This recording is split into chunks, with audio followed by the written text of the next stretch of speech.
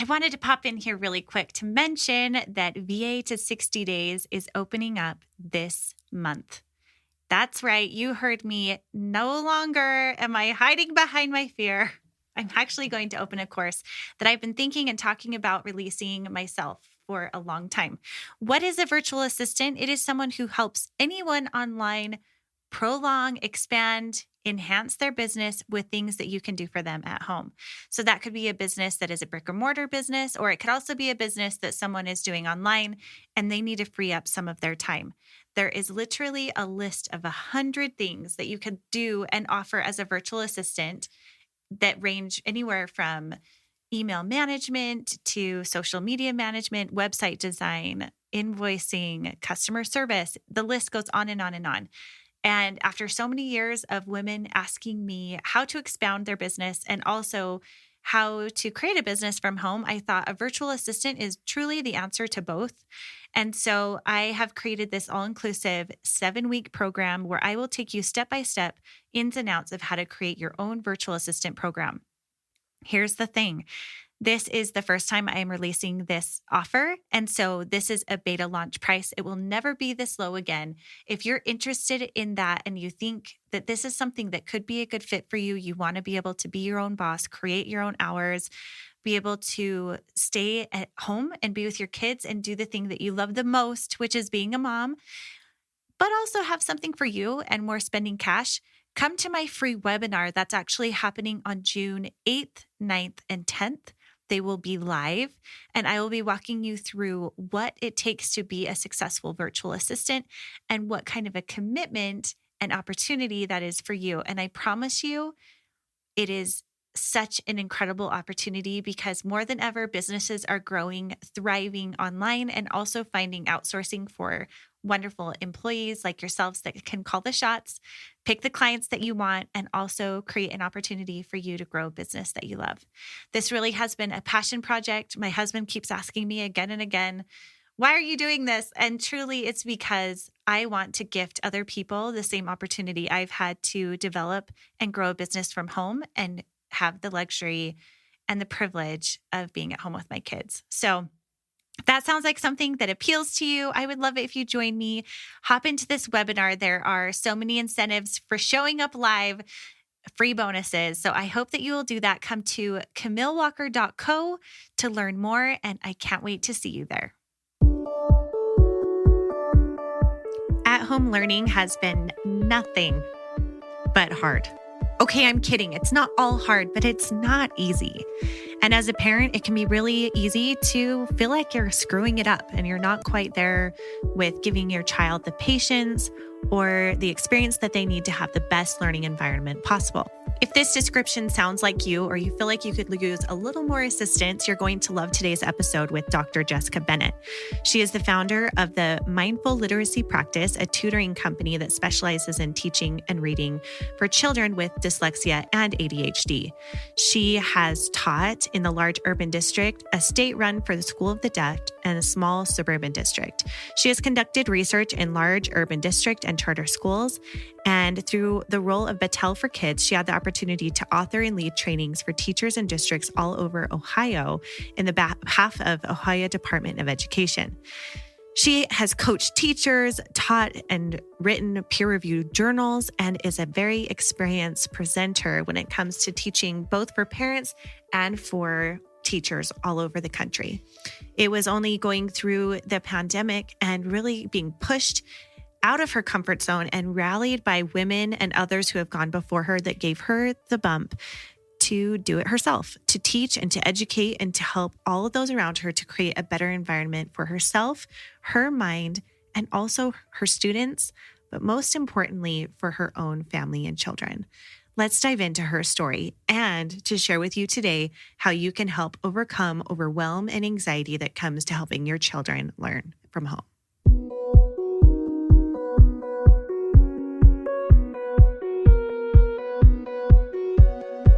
So you want to make an impact. You're thinking about starting a business, sharing your voice. How do women do it that handle motherhood, family, and still chase after those dreams? Well, listen each week as we dive into the stories of women who know. This is Call Me CEO.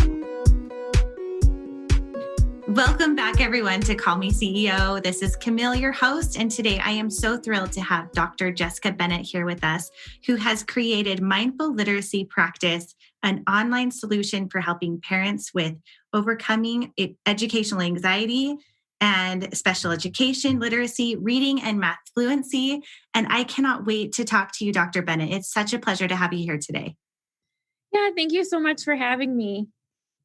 So it's been, education is a big part of my life. I have grandparents on both sides that were educators. My dad was a teacher, counselor, principal, administrator, and my mom was an elementary school teacher. I have 5 aunts on both sides of the family that were educators, and I actually have an education background. I am a family consumer science education teacher. Oh my goodness, that's awesome. Yeah, I didn't tell you any of that. So I am thrilled to talk to you today because I feel like educators are the angels of the earth, along with nurses and doctors and everyone else that just give their heart and soul. So tell me more about you, your family, and how you found the passion for education. Sure. That's the way that you phrased that question actually takes me back to when I was a kid. And my siblings are much younger than me. And I just remember from an early age nurturing them and taking care of them and teaching them everything, around the house, teaching them how to swim and all of that. So I've been a teacher since I was a kid, teaching swimming lessons. And somewhere along my path in college, I was very interested in psychology. And I met somebody who was deaf, and it was the first person I had ever met who was deaf. But here he was, functioning like any other person who could hear, loved reading Shakespeare. And I remember just thinking, well, if our language is based on sounds and our written language is based on sounds, how do you learn to read when you're deaf? And so that question really kind of guided my educational journey and my path. And so I spent a long time studying education for deaf and hard of hearing kids. I worked for 6 years in the Ohio School for the Deaf. And then I still had more questions. So I'm a lifelong learner, and I went back to school to get my PhD in special ed. And I studied reading disabilities for all kids. And I love teaching kids to read. I mean, that's really what drives me. It's a constant journey and learning for me as well. I learn every day. I learn about, there's a million words in English. I learn something new every single day, multiple times a day, because of the questions my students ask about words. So I just love sharing the passion for our language, and really the language that we share spans across time and the world. And there's so many rich stories about being human. And, some people say English is crazy and a weird language, but when you really start studying it for what it is, it's really quite beautiful and systematic. And it's just really fun to connect kids to our history as humans.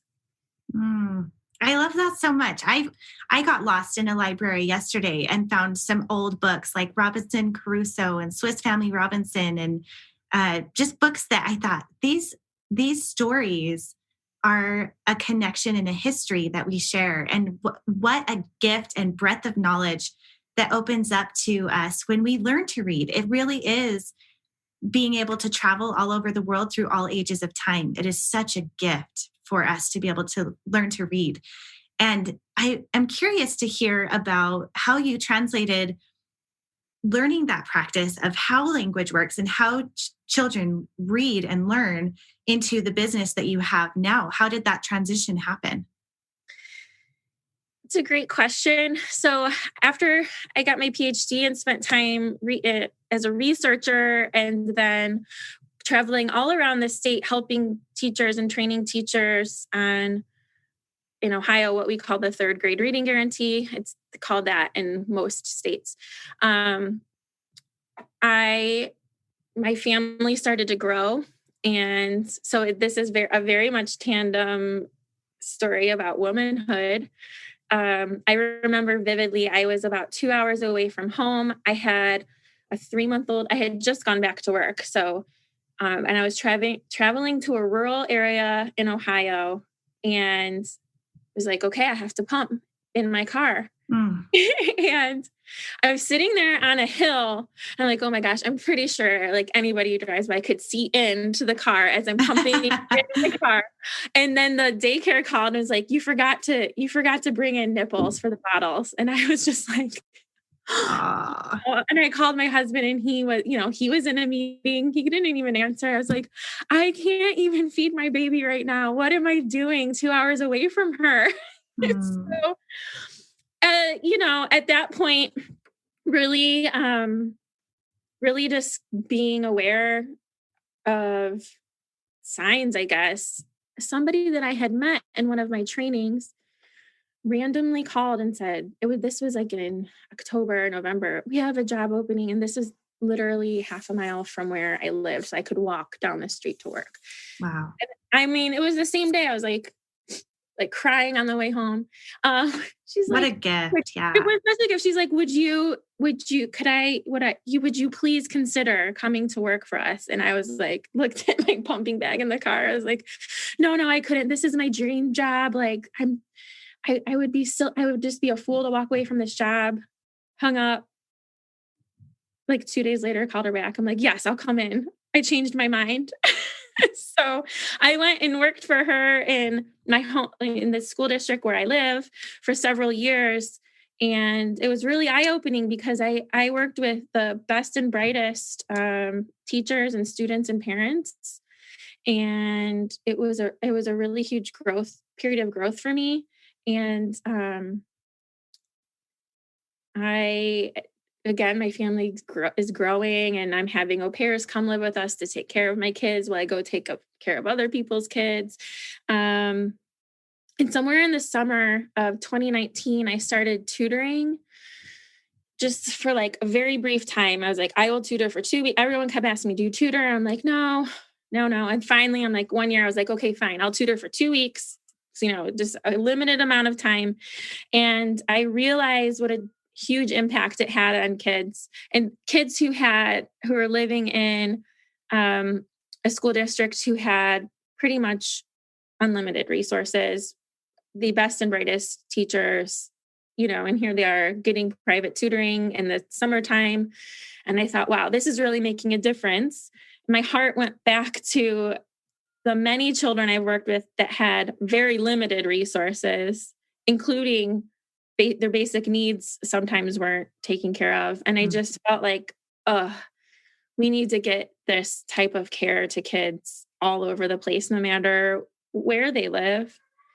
So in 2019, I actually started first our nonprofit, which is Mindful Literacy Columbus. And our goal was to provide tutoring to kids at no cost, or at least on a sliding scale.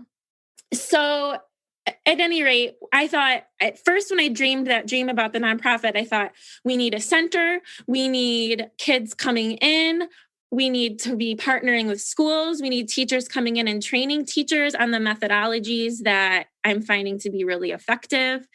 We need researchers to come in and research this, because it's not so black and white. A lot of people, and especially those in the dyslexia community, the litmus test is you have to have Orton-Gillingham certification to teach. And that is highly true in many cases. But I was finding that's not enough. I can teach almost anyone to read using Orton-Gillingham methodology, but not everyone's learning how to spell and write efficiently. And I feel like the purpose of being literate is to be able to share your thoughts in writing. And so if you can't spell and you can't organize your thoughts, and you can muddle through a book and maybe you don't even really enjoy reading, then that's not really the full purpose of reading. So along my journey, I'm starting to notice who else is noticing that Orton-Gillingham isn't enough, and they're searching for more. And so I started kind of getting into having these mentors and teachers help me discover even more how to help kids. So that is what we would like to provide through Mindful Literacy Columbus, is just helping kids reach their fullest potential through whatever means possible. And what we're finding, some advanced Orton Gillingham practitioners have kind of called it going rogue, where they're really just digging into linguistics and the history of the written language and how much more liberating and logical that is than only drilling sounds and words and sentences, which is at the very basic level. So that's why I'm saying bringing in researchers is a huge part of what we want to do. In the meantime of starting this nonprofit, I'm still working full-time in the school district with 3 kids in an au pair at home, and au pairs that are coming and going. And it was just, I think that my programming just kind of buckled at some point. I was having nervous breakdowns, and I was feeling really anxious. And I wanted to be, it boiled down to me. I wasn't able to give my best at work. And by the time I got home, I wasn't able, my kids and husband weren't seeing the best version of me. And I was like, stop. We've got to evaluate this situation, and something's got to change, because this is not the path that I envisioned to be, in my mid 30s, and I had the career that I wanted. I have just grateful beyond measures for everything else, but to inside still feel like out of whack and out of balance because I couldn't do it all. Mm-hmm. So I thought long and hard, because again, leaving my school district was a really hard choice, but I thought about it for almost an entire year. COVID hit. In March, I'm teaching from home all day with my 3 kids who are, at the time, they were 2, 4, and 8 at home, online preschool, 3rd grade online.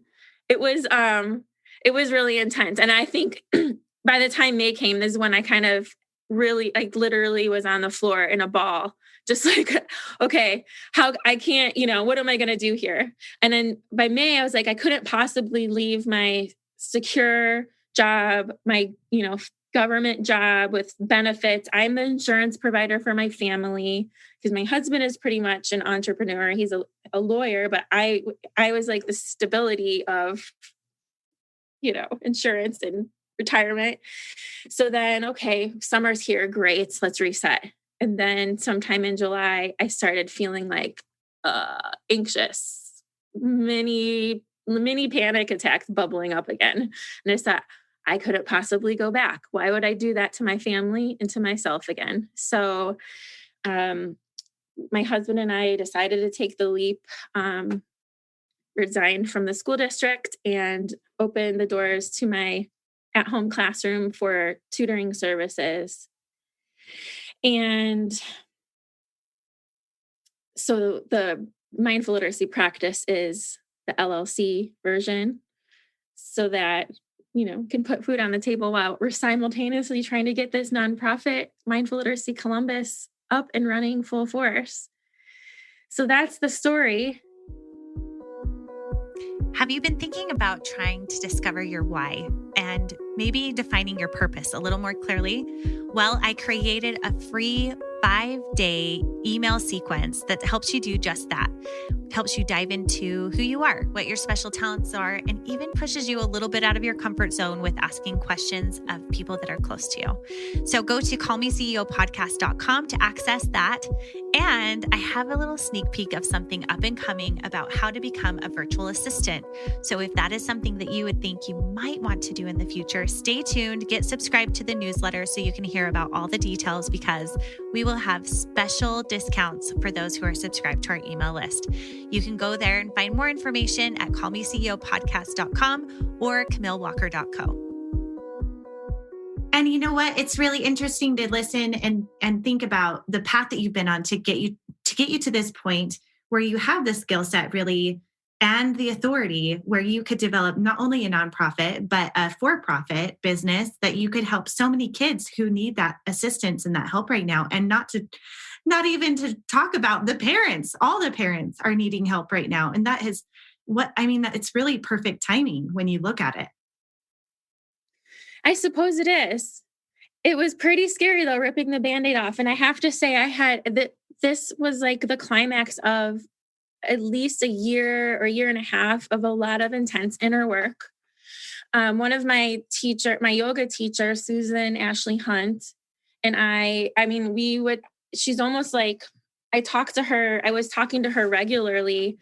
And she was just really helping guide me and like listening to what I needed, what my body needed, what my spirit, mind needed, and what I wanted. And really trying to like push out the rest of the static and listen deeply within. And so, that was a long process, and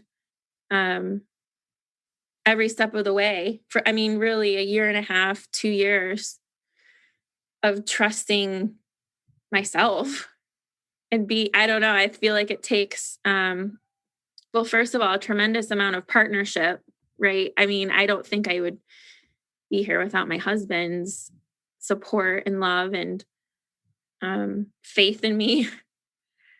It's always been important to him too. Grad school was no joke. That was pretty hard. And there were so many times where I'm like, I should quit. I don't belong here. And he's like, no, you have at the time you have a little girl. She's watching everything you do. You are not quitting this program. You're going to be Dr. Bennett.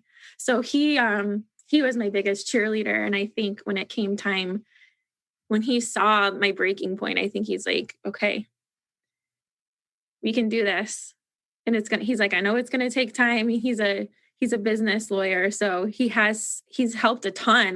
With legal stuff, but also his vast business knowledge and being like, it's going to take time. It's going to take time. Be patient, get up, try again, and he loves giving me quotes from different sports figures. I think his favorite is from Kobe Bryant, like, keep shooting.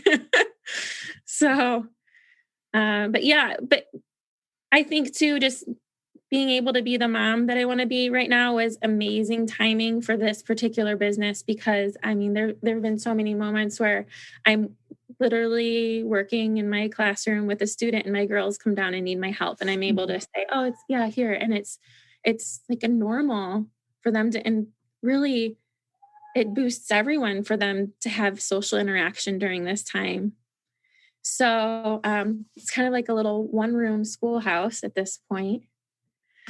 I think you talked about something really interesting that a lot of us experience, and that is those physical cues that are coming from our body that tell us when we feel that, like, that pit in our stomach or that fluttering in our chest or that overwhelm, or it could even be the tightening of the jaw, or there's so many different signs that we can experience where our body is telling us it's time to slow down, or you need to redirect. Like, you are getting to a breaking point where who knows what would happen if you didn't take that step back and really redirect and take an evaluation of your life and decide, is this what I really want?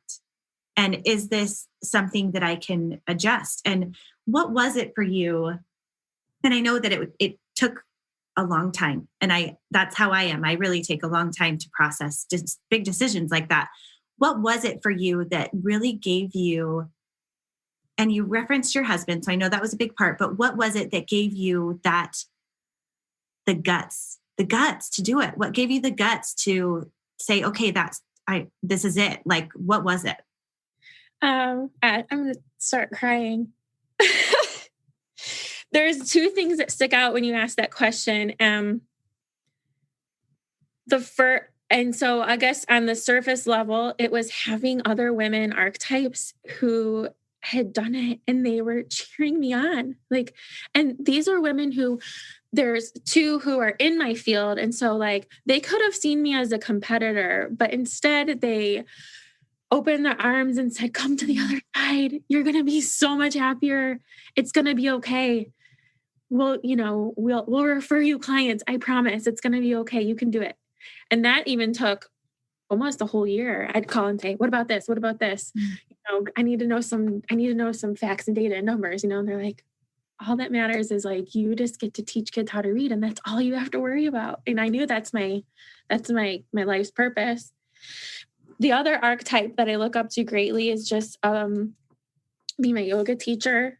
she is an amazing entrepreneur, and she never veers from the center and core of her spiritual life.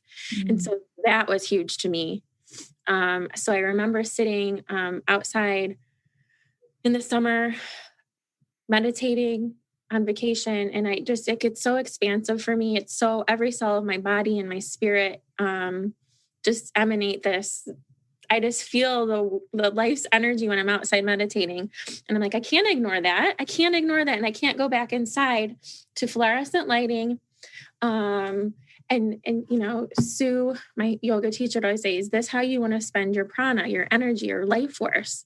Yes, you're a teacher, but what are you not letting go of? Are you not letting go of that need to be in a frenzy? And my particular job as a special ed teacher, I was running around the building all day long. And so I'm stirring up all this energy, putting out fires, people, going to meetings that I didn't really, that were really, took me away from teaching. There were so many systemic problems in our national education system that I felt personally as a teacher in a classroom that I couldn't really do anything about. Parents felt it. I was like, what really matters and what can I do with the energy and limited time that I have? Because I am also a mother of 3 little girls, to get to the core of being able to do what I love and taking away all of the stuff that is making it not so fun. Yeah. I think I had chills all over my body just listening to that, because to have women who could be seen as competitors open their arms to you and say, we're here for you. Like, how awesome is that? Like, it makes me want to cry. Oh, that's what it's all about, right? And then really tapping into your purpose and just being there for your kids. Like, that's what it's about. So good for you. Like, it makes me so happy. Like, I'm crying. There's a lot of anxiety that goes on with parents and students right now with giving them what they need and helping parents to know that they have what it takes by tapping into resources like yours. What are some ways that parents listening now can overcome that anxiety and really be in tune with what their child needs? It's such an important question. And the first thing that I always coach parents on is you have to be a really good team member. You may not like the schedule, or you may not like the child's particular teacher, or I don't know, you may not like a lot of things, but you have to envision yourself as the coach on the team. And okay, let's say we've got CEOs listening to this. You're the CEO of your kids' educational team. How are you going to treat your employees? These are public servants. You don't have the power to hire and fire, but you've got to work with what you've got. So how are you going to show them love? How are you going to give them positive reinforcement? How would you gently give them guidance on what your kid needs in that moment of time? How are you going to get them to give your kid what they need? If you're always on a rant or always kind of sending really long emails asking for this and that, like, get down to what is really, really important. Do they have the big stuff right? And then kind of pick your, I don't want to say battle, but choose what's most important in one thing at a time. And you absolutely have to tell them what they're doing right, because it is, my friends that are still in the field it is really hard. I mean, talk about as if it weren't hard enough being a full-time working mom in a school. Now they're doing it from home, and they're doing all these crazy schedules. And especially if your kid has specialized services, it's just mission double impossible, because it was already hard enough. So I just go back to you CEOs. You're the CEO of your kids' educational team. So guide them with grace. Yeah. And thank goodness for our teachers. My goodness. Like, every time I talk or have a parent-teacher conference, I always say, thank you so much for doing what you do and taking the time to be such a wonderful teacher to my kids. We actually have amazing teachers this year. I'm so, so grateful because I have a child who deals with anxiety, and, just the idea of having a place where my child can go and feel loved, and you can't feel like you're in a good learning environment unless you're feeling that love. And that's what it really comes down to. Building a successful business takes a clear understanding of your goals and where you want to go. That is why I love Cube Money. It is an app card combo that allows me to assign a purpose to each dollar in my checking account. No more wondering where you stand in regards to your bills, because with each transaction, you make a mental check-in with your balance. Create goals and stick with them in your lifestyle and business so you can live more and stress less. Go to cubemoney.com/Camille to get started today. That's Cube spelled Qube money.com today, and make those dreams a reality. And I would love to know, because you do work with a lot of children who are special needs and do have extra needs for love and patience. Patience can be hard as a parent when you're teaching from home. I know that's probably been my biggest struggle, is maintaining patience. And what are some tips or advice that you could give for parents working with that struggle?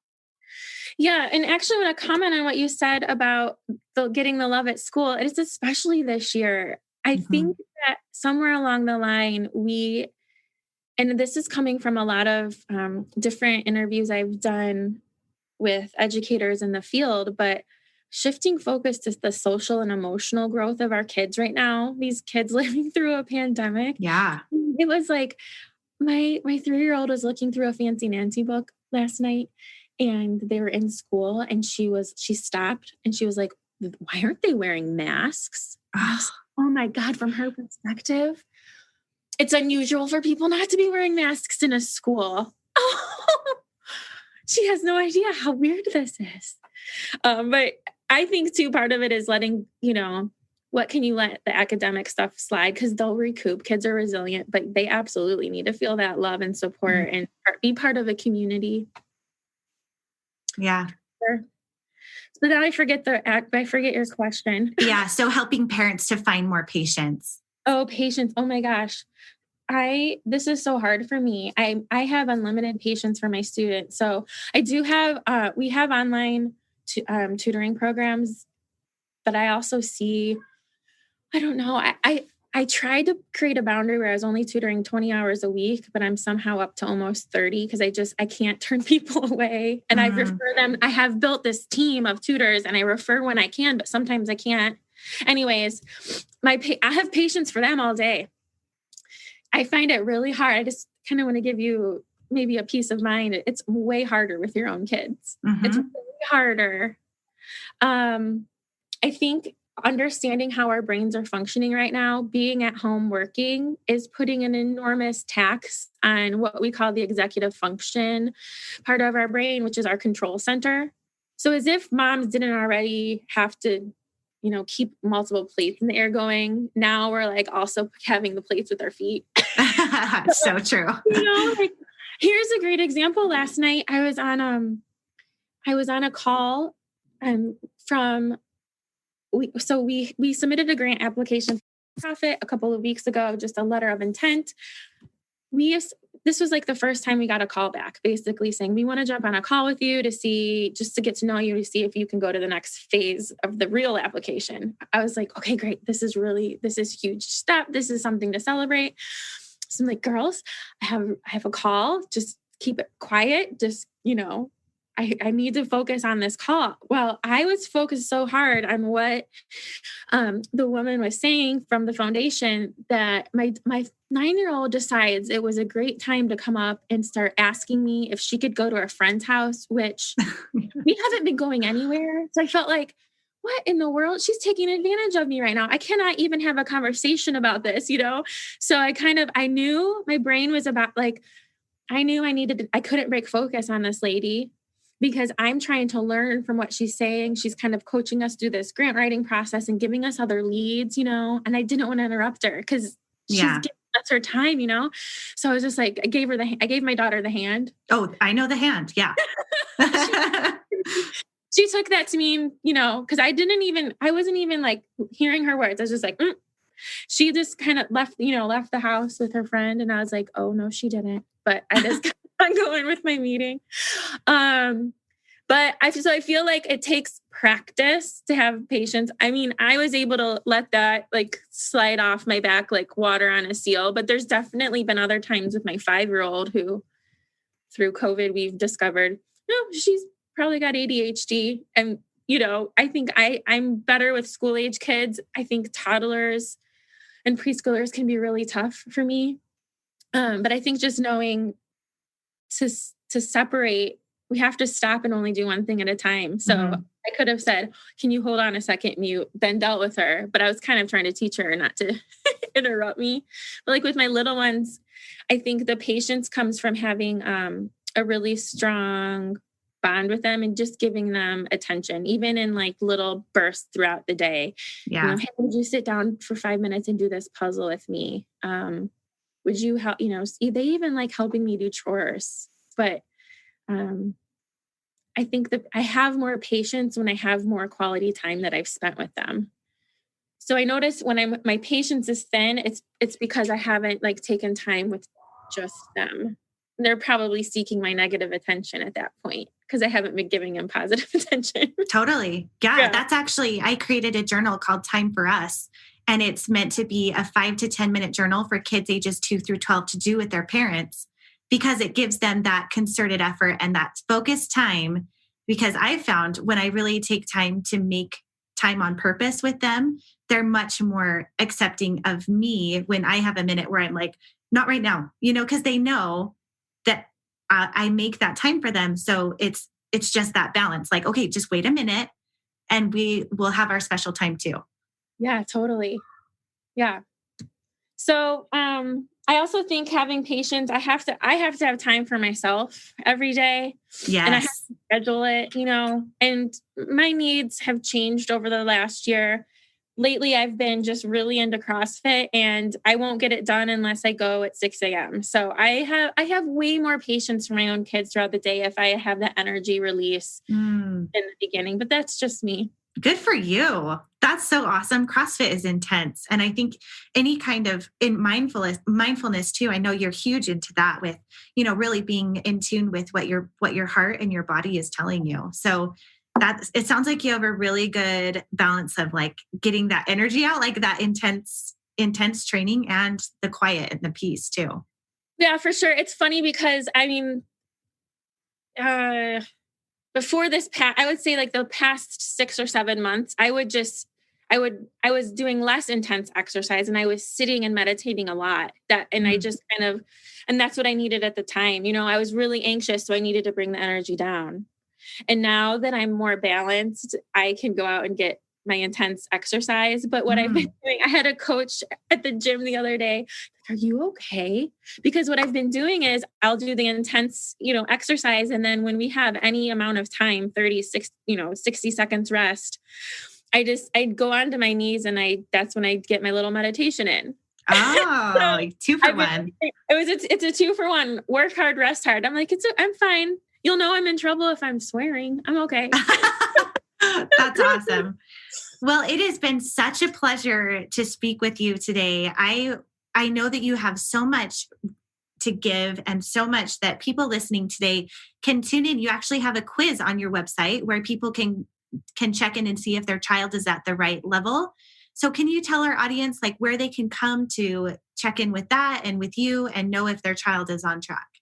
Yeah, for sure. So a huge question I get all the time is, I don't know if my kid it has COVID and the school changes affected their growth. So I studied reading fluency, particularly in my PhD program. And we also looked at math fact fluency. And this is a super easy litmus test to see, are the skills they're learning in school bridging over to being able to eventually apply them to real world reading and math problems. So we just thought this was a really great way to either boost kids' skills who are behind or for those kids who need enrichment, it's still really great to give them extra targeted practice. So we have an evidence-based program for both reading fluency and math fluency. And yeah, if you take the quiz, if you're wondering if my kid is on track for reading and math, you can take the quiz and it'll tell you if you would maybe want to schedule a free consultation with our lead tutor, and she will spend 10 to 15 minutes evaluating either reading or math. And then for Call Me CEO listeners, we'd like to offer a 10% discount on your first registration if you decide your kid would benefit from the program. So you would just sign up. First of all, get your free consultation with Megan. And then when you go to sign up, put in the code Call Me CEO 10. Perfect. That's great. So just to make sure, I had CEO 10 written down. Is that different from? We'll double check. We will double check. Okay. Well, that's so wonderful. I have had so much fun talking with you today, Dr. Bennett. You have such a wonderful heart and you are an amazing mom. Thank you so much for taking the time. You. Thanks for having me. I really enjoyed talking with you, and you're an amazing mom too. Well, thanks. Yeah. All these amazing moms. I love it. Well, thank you so much for tuning in today. Make sure to check out next week's episode as we bring more CEO moms coming at you that are incredible, inspiring, and will make you feel like you can do anything.